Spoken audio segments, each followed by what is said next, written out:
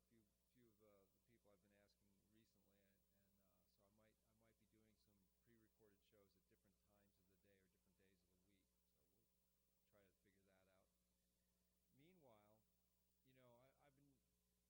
and so I might be doing some pre-recorded shows at different times of the day or different days of the week. So we'll try to figure that out. Meanwhile, I've been driving all over the area here, going to various job sites and looking at new work, and it was really kind of sad the other night or the other day to see a turtle squashed on the road, and it got me to thinking about it, and then another couple of days later, another turtle on another street was run over by a car, and then I was coming home from the movie theater last week, and a family of raccoons jumped out in front of me,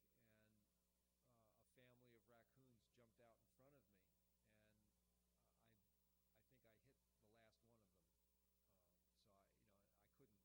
So I couldn't help it. I had a car right behind me, so I can't exactly slam on the brakes, and I tried to swerve. So I mean, even if you are careful, when the critters are on the move and they all have their babies or whatever it is, it just really made me think about it.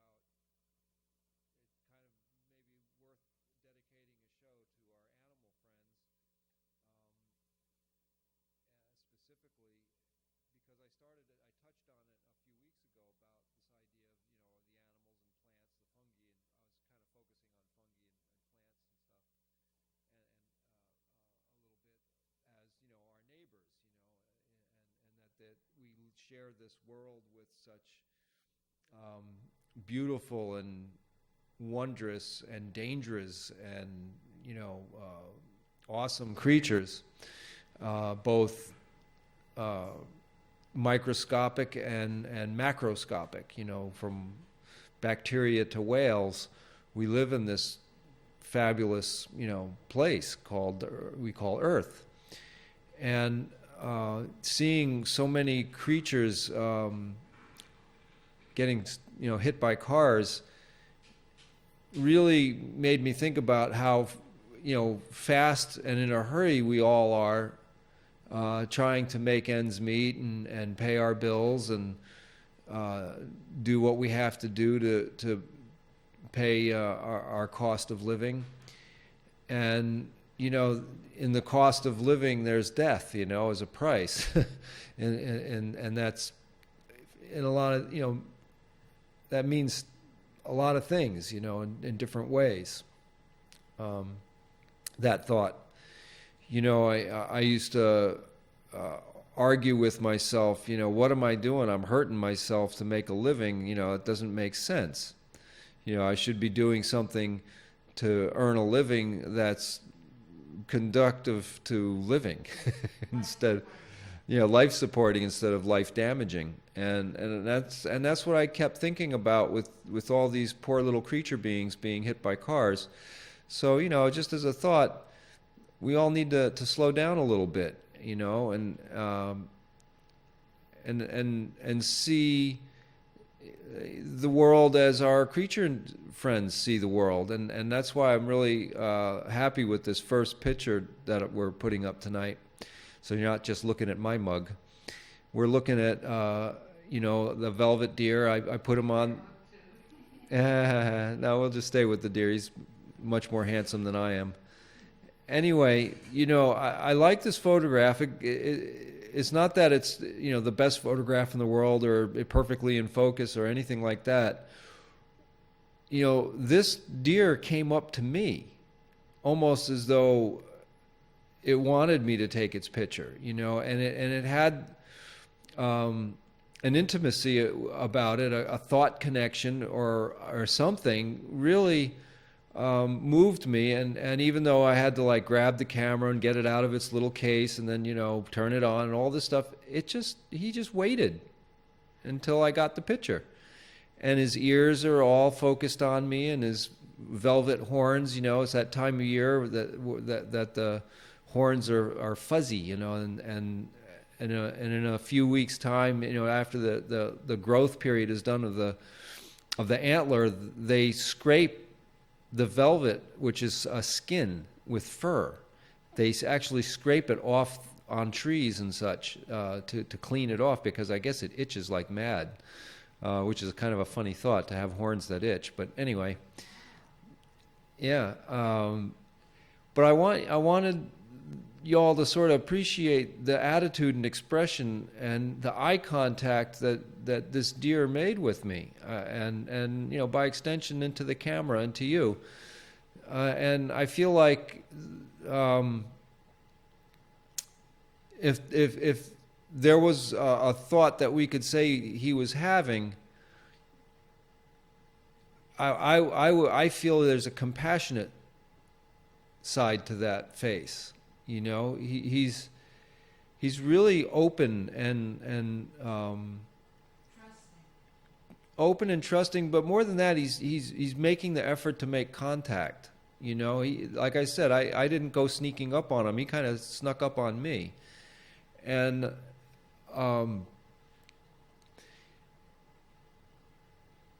consciousness is a strange thing. We're awareness and consciousness. We're from the smallest creatures through ourselves into the whales and stuff. There's something else going on besides the physical, besides the things that we can see and touch and feel and measure.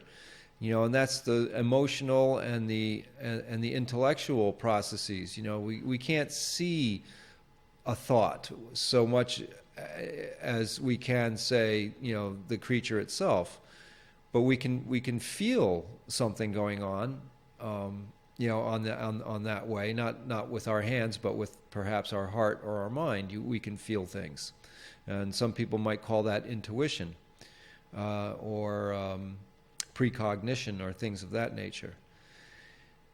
Yeah, that's good. That's nice.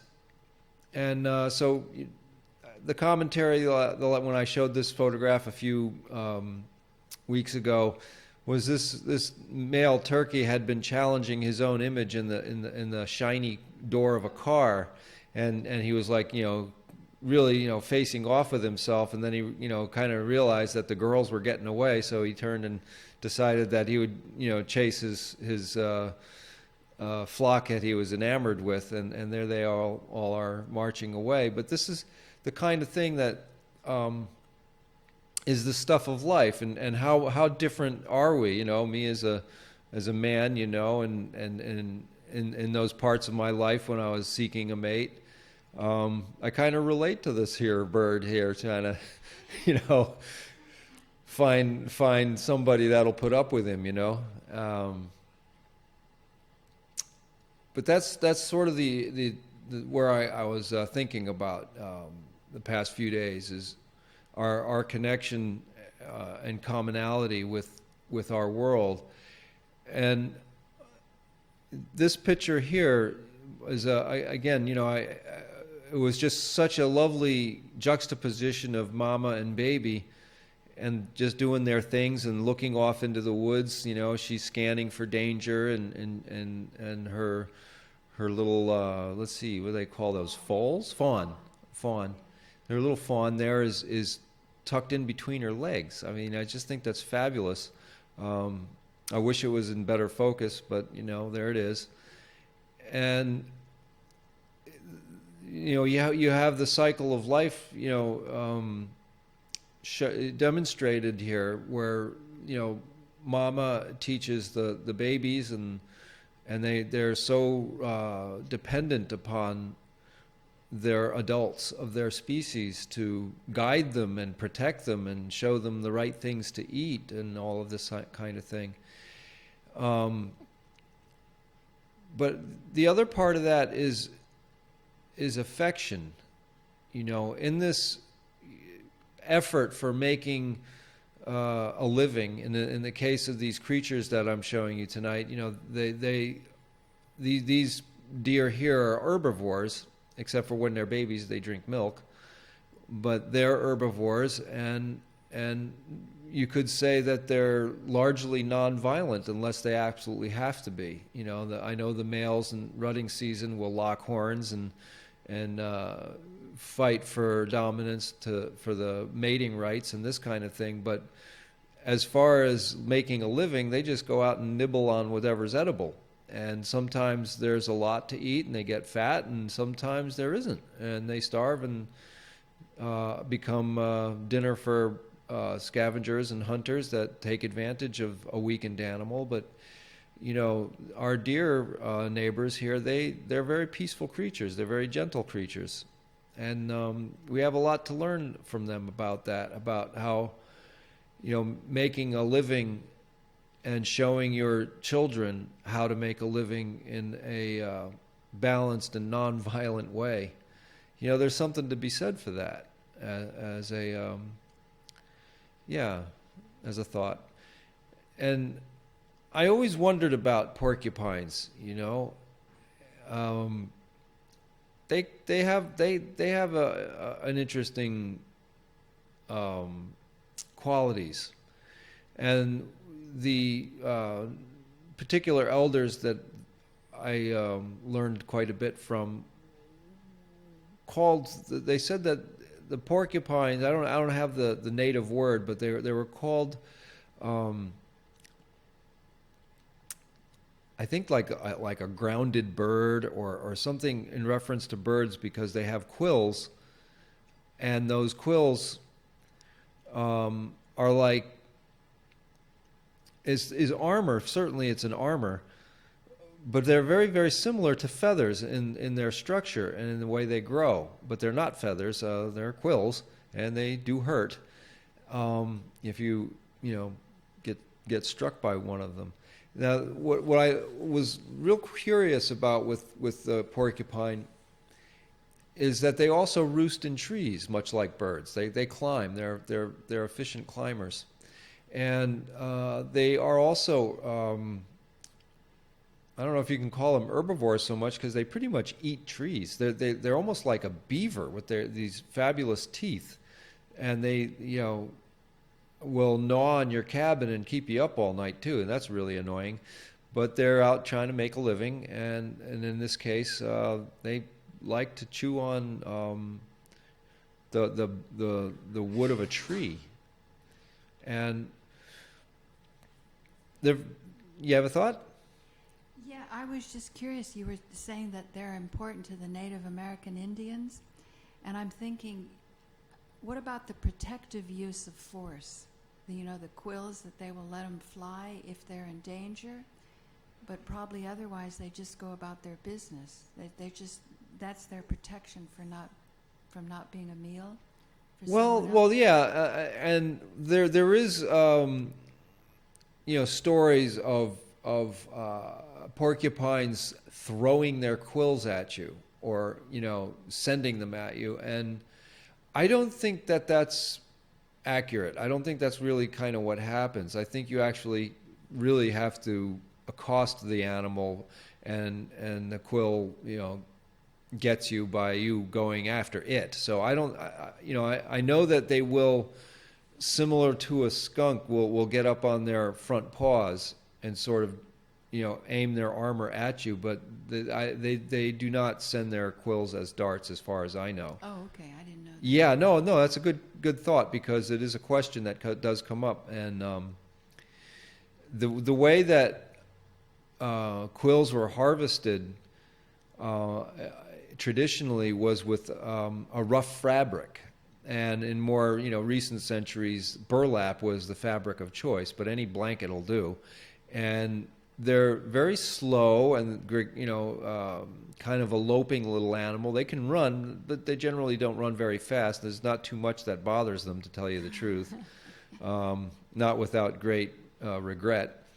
And simply throw a blanket or a burlap bag over it and allow the quills to get into the fabric, and then you just pull the fabric off the porcupine, and you'll have yourself a nice set of quills to do your quill work with, similar to beadwork, that they're hollow, and the quills can be cleaned and soaked in water and bent and manipulated into a kind of an embroidery material. Oh, really? Did they ever make pens out of them, quills? When they talked about quills for a pen? From porcupine? I don't know. No, not that I know of. Didn't they call it a quill? Yeah, but that was the quill of feather. Feather, I see. They're both quills. Yeah. Well, yeah, they are both quills. Yeah, let's keep going here. You can see who's next. And this is another photo where I have a pretty good view of his eye. He's really, kind of given me the eye in this picture, because this little turtle, I didn't want to bother him too much. He was up on Mount Tobias and wiggling around, but I hadn't seen. Nope, let's not go to Dad just yet.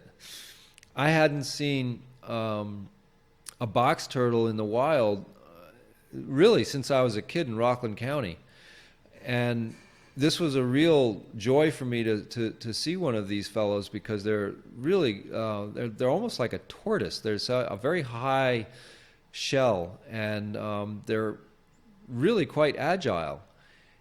But once he figured out that I wasn't really wanting to hurt him, I made eye contact with him, and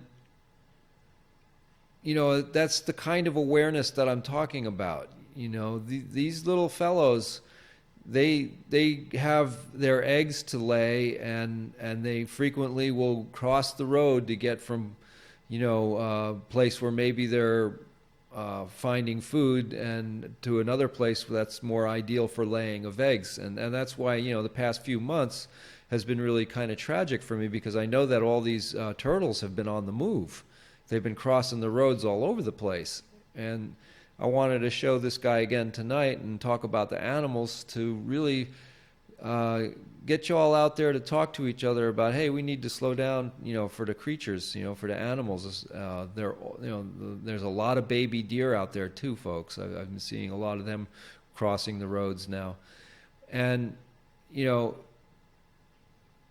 kind of really am interested in how different species have different parts and pieces of equipment. The turtle having his shell that he carries, his house on his back like that, is an interesting evolution of your backbone. That shell there is integral to his spine. And that's just so fascinating to me that this can happen. And the shell material itself is very similar to that of hair or antler, which is also hair, just a different kind of configuration of that kind of cellulose type material. Now he's also got a beak, and I noticed that his eye and his beak is very similar to a parrot or other type of bird like that.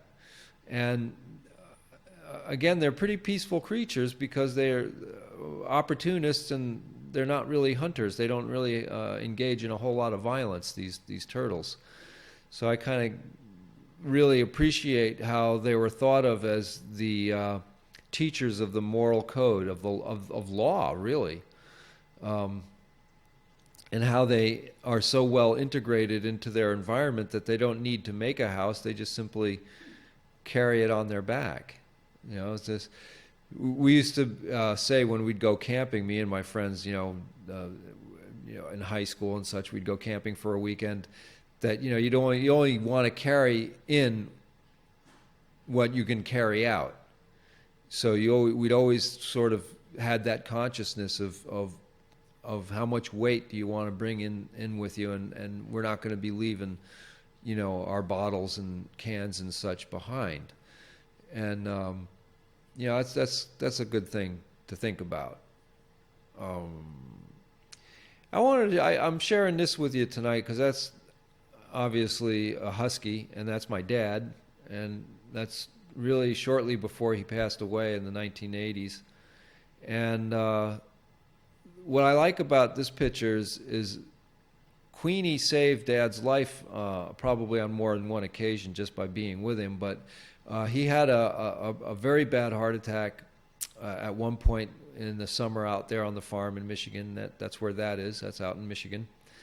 And Queenie dragged him by his wrist through the screen door into the kitchen, right up to the phone, so that he could dial 911 and get assistance. So he was very grateful for Queenie, and she was very powerful, and you could just see the love in that picture that she has for him. And I think about the creatures that we have as pets and how they depend on us, but do we really think often how much we depend on them? We enjoy their wagging tails, or their, if it's a cat, their antics, but they really do depend on us, and we depend on them in probably ways that I can't articulate right now, emotionally, I suppose. But this is part of the consciousness, the shared consciousness that we all have. And the native elders would talk about, telepathy was really the language of love. That's what they call telepathy. And so the connection between, Queenie and Dad was the love connection, and she probably, knew more about what was going on in my dad's head than he did at that point in his life. I've had husky shepherds, and I have one now, but and I can tell you, they're dogs in general, but they're so close to being a wolf, and being, with that kind of natural, if you will, DNA, that there's parts of their consciousness are operating, at a much higher level than I think us humans really have going on. I think we have problems. I think we have problems with our consciousness. But there's Queenie, and she saved Dad's life, and there's just the strength and power, but how gentle she was with him, because he was old, and she knew that he was delicate, and yet she could drag him into the house and save his life. Yeah. It almost makes you think that the animals help us get out of this corporate fictitious world. Like you say, that the telepathy or the feelings, you always say that your father carried the weight of leading 250,000 men into battle during World War II. And so here's this animal who doesn't know any of those details, but is able to integrate him with nature out there in the snow, and then dragging him to the phone. Well, he always described himself, when he didn't describe himself as a professional soldier, he described himself as a farm boy. So, he grew up in rural Michigan with, snow blowing through the walls onto his blankets, and, and having to feed the critters at the crack of dawn, and make sure,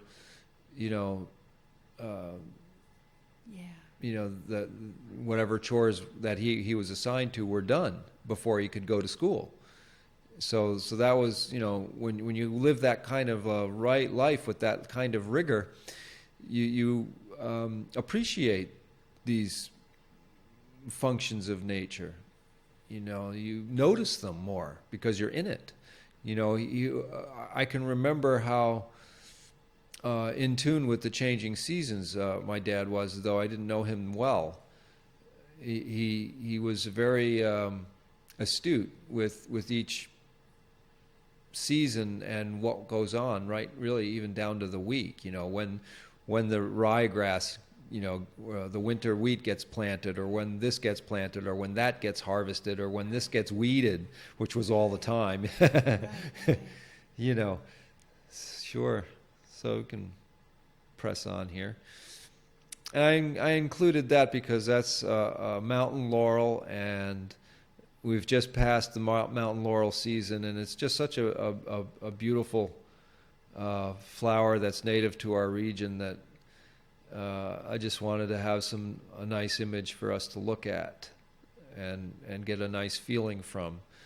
because the flowers, they're busy making a living too, and in their way, they provide for many other creatures such as the bees, and they're collecting of pollen and nectar and such, and they bring that all back to the hive that gets processed into honey and other products, and without those pollinator creatures, flowering plants suffer and would not be able to make seeds or reproduce.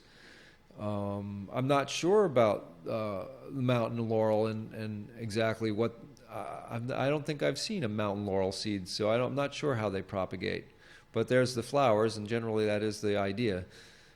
While we're on this, what do you know about the bees? Because Joe was looking at our garden and kind of fretting. He goes, I haven't seen any bees. But in our apartment complex, the lady in the next building has a flower garden, and she said she's seen a few bees. Do you know about the bees situation? I think the conversation is going to take a left turn here towards the real impact of our technology on our environment. Now, there was this concern for beehives really all over North America, but in the Northeast specifically, called catastrophic collapse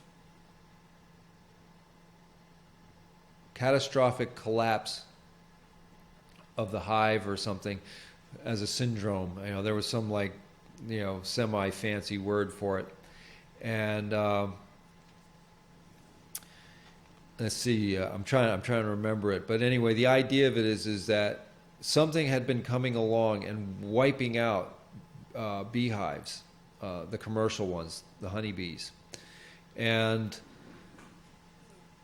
this is really disturbing on a number of fronts, because the honeybees, in one of these scenarios, were suffering some kind of a fungus or a bacteria that had gotten in and started killing their bees that way.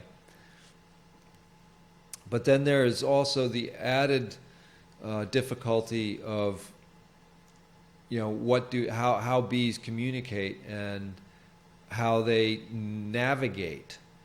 And if you know anything about bees, they are a fascinating creature because they communicate by dancing.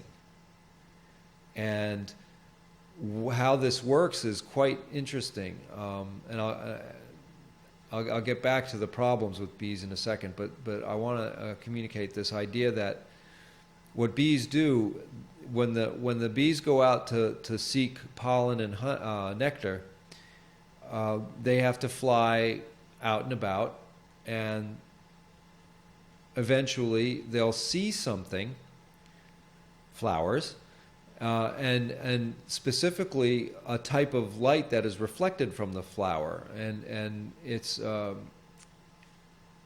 in the ultraviolet range. Almost like that, what fluorescence does under black light.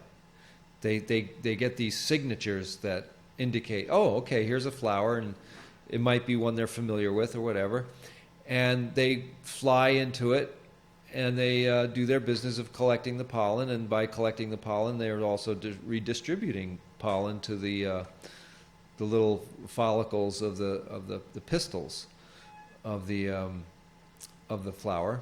So they pollinate while they're gathering, so that there's that symbiosis.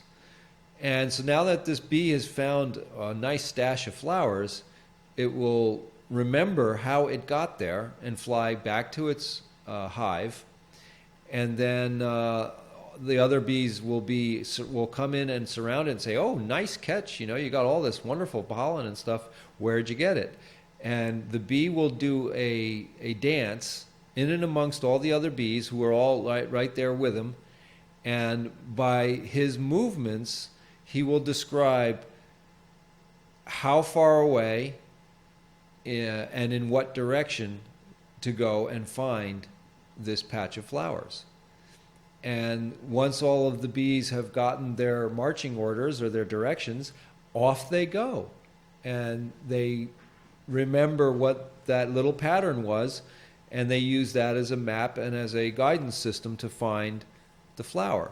Now we get into the guidance systems aspect of what might be going on with the bees.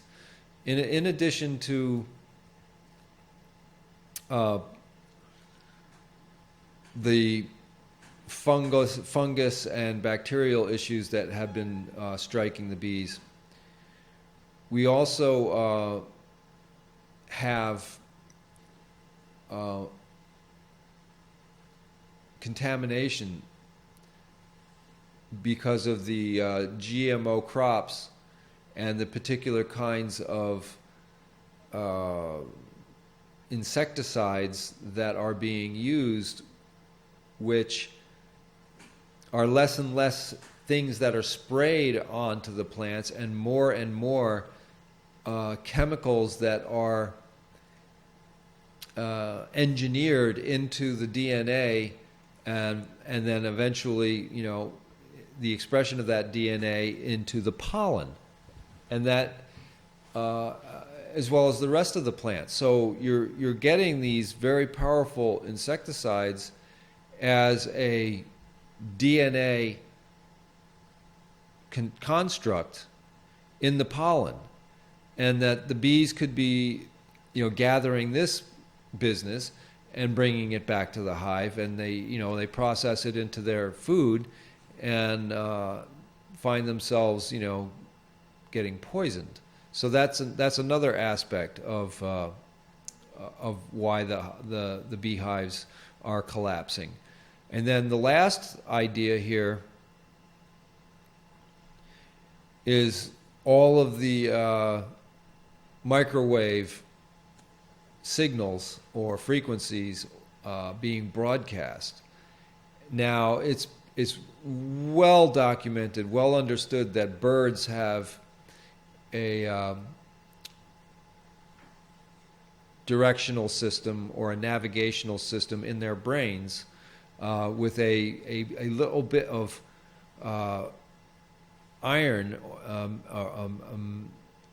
in a gland in their brains that sort of is a compass for them. And it's been known that microwave energy from radar arrays, from ships or ground stations and such, really do disrupt the ability for birds to navigate their world because of this interference with the gland in their brains that has this little bit of iron or metal that acts as a guidance system, like a compass. Similarly, insects are affected the same way. They also have a gridding of the Earth's energy. Our Earth has frequencies that emanate that these bees have a sensitivity towards, and it may be connected to the dance that they do. So by reading the energy of the Earth, they're able to pin coordinates to it, and then those coordinates are physically expressed as a dance and then communicated to the rest of the hive. That could be interrupted by microwave energy as well, and there's a lot of thought about that. And I think there might very well be completed studies, but I think there's some studies ongoing now really relating to that. And that's something that we need to really consider when we talk about the 5G rollout, as we have been expressing here, other producers and myself taking issue with the saturation of wireless frequencies in our atmosphere where we live and do our do our thing. And here we are, with this invisible impact upon us. You know, I've taken to turning the Wi-Fi off at home when we're not using it, out of respect for both, you know, myself and my partner, but also for the animals. You know, that Wi-Fi is going on and on and on, and nobody's home except for the cat and the dog. Well, you know, we're irradiating the cat and the dog when you leave your Wi-Fi on all day long. And when you sleep with the Wi-Fi on, you're irradiating yourself when your biological systems are very vulnerable. When you're asleep, your body doesn't spend the kind of energy defending itself as well as maybe it could. Joe and I don't sleep with the cell phone anymore, and it's really made a difference. It really has. Yeah. Do you think this little animal here doing a dance might in the future be affected, like as we go through these pictures? What's Wi-Fi going to do to these kind of scenes? See what I mean? Like what's there? It's just the wood. Oh, that's a bird, and it's a turkey, isn't it? Yeah, and they do have that, you know, gland. And I'm sure that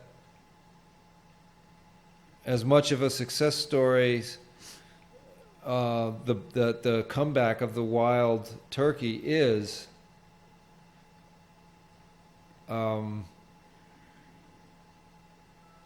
it's a function of a healthier environment, don't you think? When you've got when these wild creatures are around, isn't it an indication things are healthier? Like I know frogs in the Vedas, they talked, there's one verse in the Vedas, be thronged with female frogs. And I thought, oh, that's just so beautiful. The poetry hit me. But it wasn't until I was in the garden getting rid of, you know, bugs and slugs that I began to realize frogs get rid of bugs and slugs. Yes, they do. And not only that, but frogs are a good biometer. What I mean by they're a good biometer is that frogs are very, very delicate creatures, and they're very sensitive to contaminants.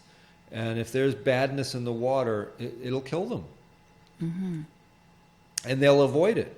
So if you see a lot of frogs in a pond, that's a very good indicator that there's life energy in that water, and that it's a good quality water. So I'll tell Joe, don't fret about the bees. We've got frogs. Well, the bees are really something to it's fret about, because without the bees, the pollination doesn't happen. Yeah, that's what he's worried about. He's like your dad. He's sensitive. He and Jay to the season, to each week. Yeah. You know what goes and. And there's our rattlesnake friend.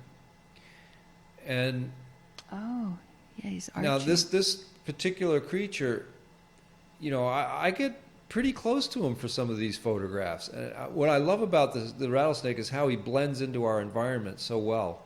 I mean, you know, you almost have to take a moment to there he is. Okay, he's right in front of you. And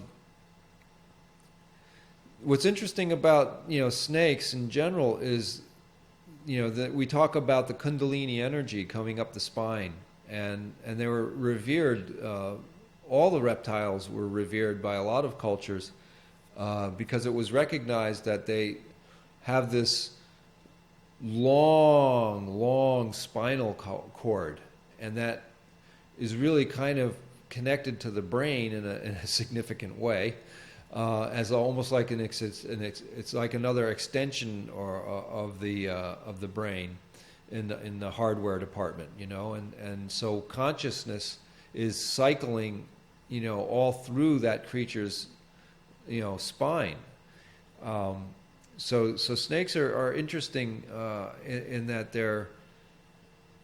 they put an awful lot of intelligence, you know, in that spine. You know, we're looking at a creature that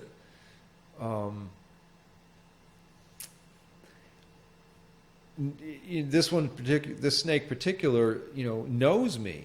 You know, here he is hanging out in my wood pile. And one day it was on my front stoop, and I had to step over him, and he was all coiled up, and I was like, well, okay, I'm not going to not go to work, so I'll step right over you, and didn't strike me, and has left me its skin at my door a few times because as they grow, they shed their skin, and watches me mow the lawn. I'll get right up near it mowing the lawn, and that's a real disturbing thing, a lawnmower, and it just watches me. It really has a consciousness about it that I feel is really important for us to appreciate as another species on the planet. We can keep moving along here. Let's see what else we got. I put a lot of different photos. I love this. I think it's a jackrabbit. I don't think it's a cottontail. I think he's got such long ears. I love it. I love his attitude, and I like that like with these other creatures, he really didn't run away. I mean, I got quite a few pictures of him, and I was pretty close to him. And again, they have a sensitivity where they know when they're threatened or not. And this little fellow, he or she made eye contact and acknowledge. It's like there's like a silent acknowledgement, that I've been experiencing with these animals. Yeah, I get a kick out of the bunny rabbit. I mean, he's just got such a great attitude. And there's our little bear family out there doing the bear family stuff. And yeah, it's tough to get a good picture of a bear. And I wanted to show you. I think I have a series of these. There's Mr. Mittens. There's the bear family. There's the bear family. Should we go back to Mr. Mittens? Yeah, there's Mr. Mittens. He was a good fellow. Now, I guess that truncated. I think there's. There's a picture of a cat with that, but it doesn't show up. There it is.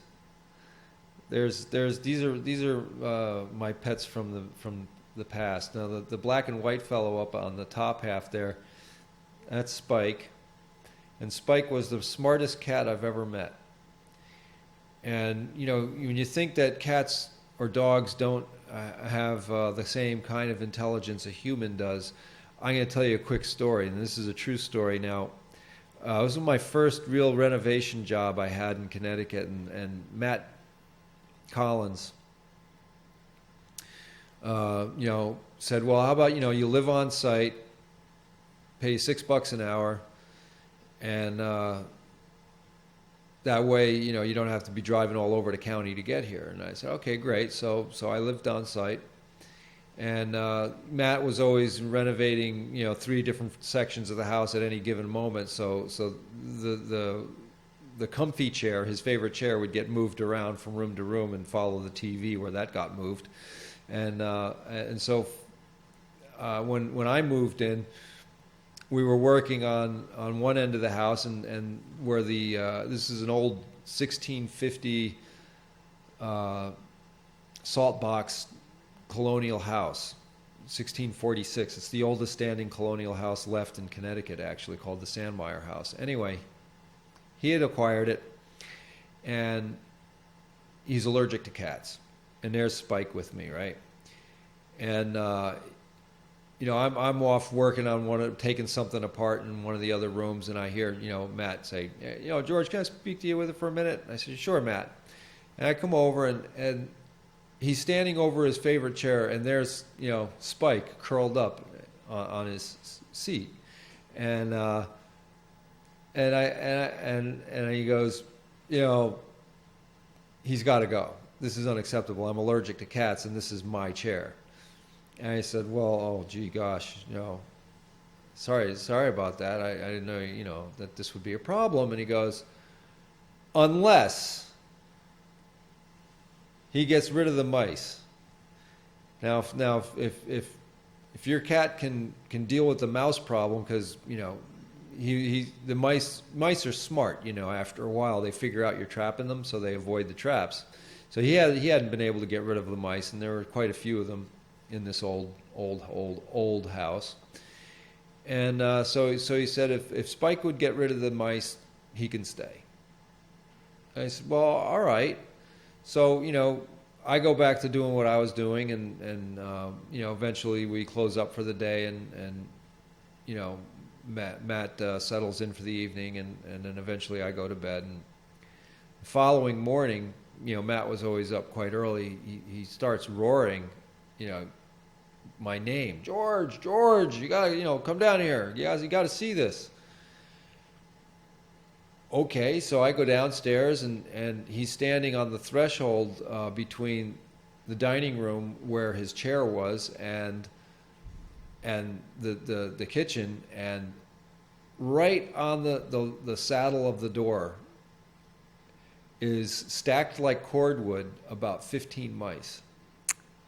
And in his comfy chair, there's Spike curled up, just as smug as could be. And, Matt was just shaking his head. I can't believe this. I've never seen anything like this. This cat can stay. he wins. This cat can stay. And I think about that a lot. I mean, like a champion there. Now, huh? Best of breed. How did this, cat understand that,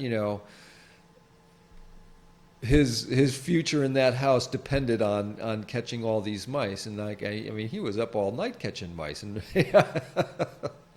wow. So yeah, animals, they do think. Now, the picture below is Natasha, and that was one of my husky shepherds. The other one was Mitzi, and that was short for mischief, because Mitzi wasn't as obedient and had lots of rotten ideas. But this dog here was an extraordinarily intelligent creature, and she played a big part in raising my kids. She was the babysitter a lot. She really minded the kids, and when they were little, would keep them off the road, knew how to, shepherds, they shepherd.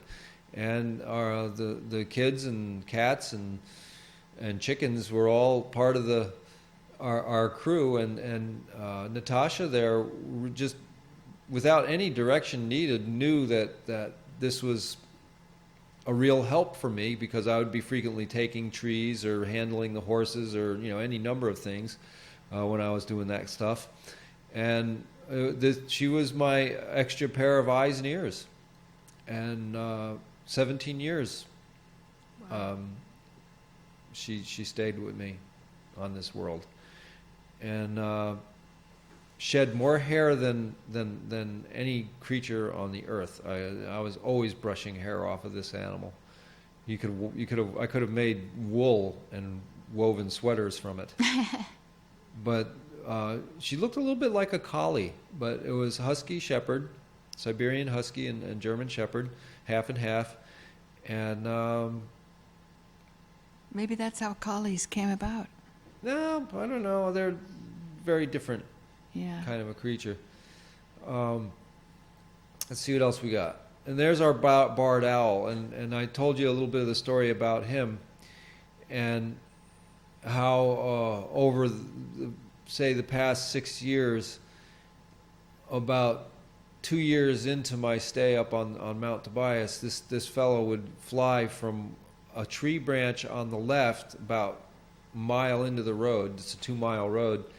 And then fly directly across over my windshield. It would always be about 10:30, 11 o'clock at night, coming home from the movie theater. And then it would land in another tree uphill and look down and make eye contact with me through my windshield, lights on and everything. And this became a little, ritual. And that's what's neat about a lot of these creatures, is they have their habits and rituals and patterns. And so do we. And so the pattern and ritual of me driving up at 11 o'clock at night, every night, was a cue for this bird. Somehow, and eventually, I guess they would he would follow the noise of the engine up to the cabin, and he made his nest very close in one of the trees around the cabin. And this one particular winter started visiting my bird feeder, which was a industrial restaurant rack. and look at that, right up and close and personal. And I'll go back to that one, that other one. there's such expression in his face. We started. I got about 7 minutes. Yeah, Yeah. we started a little late, and that's sort of my focus tonight. Is I want you all to see. Look at the expression and feeling and intelligence that's operating in these creatures, and this is such magical stuff that we take for granted, and I want you all to sort of take that in. I love the way his feathers drop. He's got like this cowl around his face, and his face is framed. Yeah. And then the long feathers as they come down. There's a purpose to all of that structure. Yeah. It's just magnificent, beautiful creature. And coming and hanging out right on my bird feeder on my front door. That's right there on the front door. Here he's hanging from a piece of suet or deer fat, and he just was quite happy to hang there and not let go. And there's our mountain laurel again. And I love these patterns. I do like to oil paint. I haven't done it. I got to pick the brushes up again. But these kind of colors, I just love how nature puts these patterns and colors together. Making a photograph, I don't want to say that you just snap a picture and you got something. It's a little more to it than that. There's framing a picture and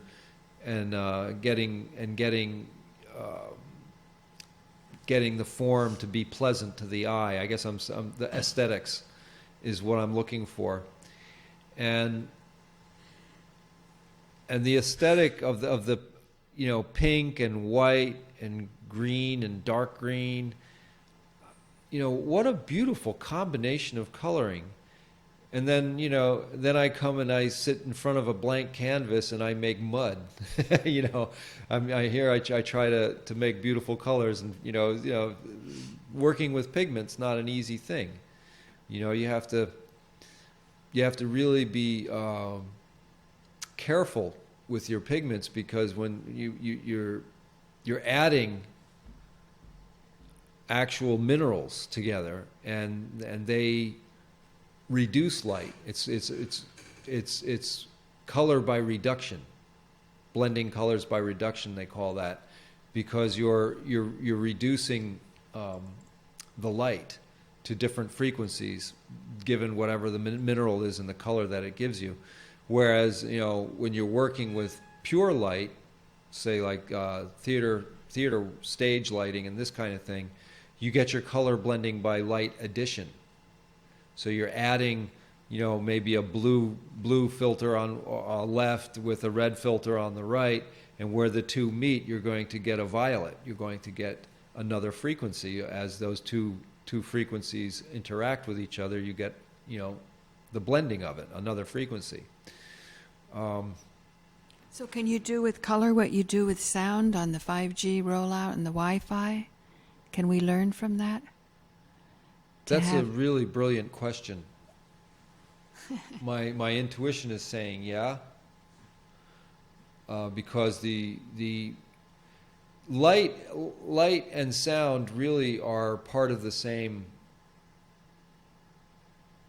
phenomena, I guess. Sound being much slower a vibration, and light being a very excited vibration. So at some point, sound and light actually merge, where there are, where I know that there's instances where light is emitted from earthquakes. And the phenomenon's not really well understood. So you have this, boom and grinding of the earth, and yet just above the area of the epicenter of that earthquake, flashes of light will happen. Now it had once been thought of as a form of lightning, maybe, but here we have light in direct association with a kind of sound. Well, that was a nice little flower back there. No, I want to catch that one. You know, when you were talking about the bees being attracted to the light, isn't that what you said? Yes. The yes. light in the flowers? Isn't this a morning glory? That's a morning glory, yeah. And don't they say that that has at least a mildly psychedelic effect? You know, to expand, if you eat enough of the seeds, yeah. To expand, you know, awareness. Or even the leaves, sure. So what I'm thinking is that maybe this 5G rollout, we're going about it in a wrong-headed way. There's too much intrigue and too much behind-the-scenes manipulation. Maybe if we were working together and communicating more, the people who are going to use it and the people who are investing in it, to come up with a product that actually serves life and not just a few shareholders. That's just a thought, you know. Psychedelic meaning to manifest the soul instead of manifest bank accounts for just a few shareholders at the expense of the population being harmed. Well, I think there's on the surface that's a very valid point, but I think below the surface it's a lot more insidious than that and a lot scarier than that.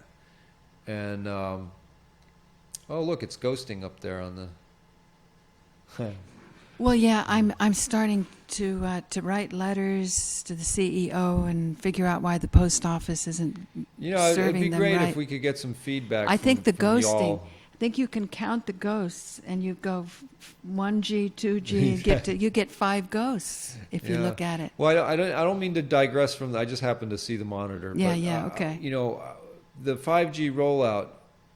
You know, I have to stress again that they're operating with a frequency range that is approaching like cosmic rays. You know, it's a very, very fast, excited state.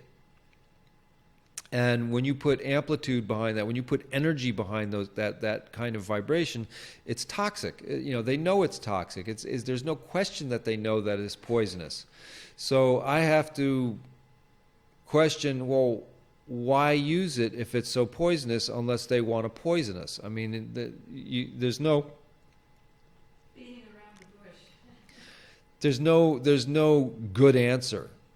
You know, there's no good answer, and I don't think there's an honest answer either. You know, sadly. I don't think we're going to get honest answers about it. I think what we're going to get is like, you're going to have 5G whether you like it or not. There's going to be cell phone towers built everywhere, and you won't be able to get away from this stuff because that's what we're going to do to you.